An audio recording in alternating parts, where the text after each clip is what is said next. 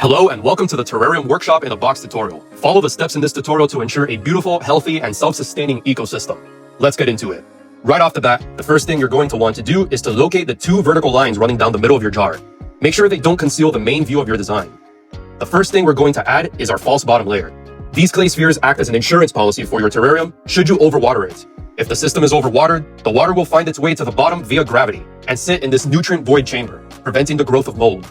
Next, we're going to add this pre-cut screen mesh. It isn't going to sit flush and have somewhat of a lip like a coffee filter. This is okay. False bottom and mesh in place, the very next step is our substrate mix. This special mixture contains sphagnum moss, worm casings, activated charcoal, cocoa fiber, and orchid bark, each providing an essential resource to your terrarium and its future inhabitants. It's only a suggestion, but I like to push the substrate towards the back like this and make a slope. This will help create an illusion of depth once the system is complete. Once you're satisfied with your substrate layout, it's time to add some life. The moss can be placed in whatever fashion you please. It can be torn apart and manipulated with ease. As long as the green is pointing up, you are good. We can add our hardscape elements, which consists of rocks and sticks.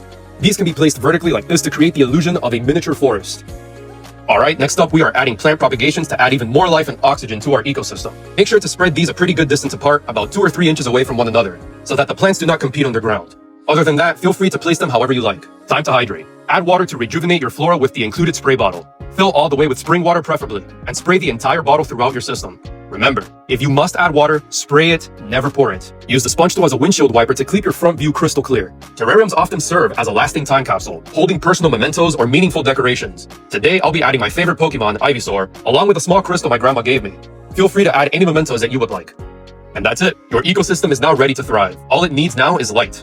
If you ordered one of our terrarium lights, just plug it in and you're all set. It can sit under an office light, artificial light, or near a windowsill. Any indirect light will do. Just remember, never take your terrarium outside. If you ordered some orange springtails, this is now the perfect opportunity to add them. These inhabitants will quickly start reproducing in your system and self-stabilize. Think of these guys as your personal cleanup crew. Any detritus or bit of dead vegetation, they will take care of long before any mold can.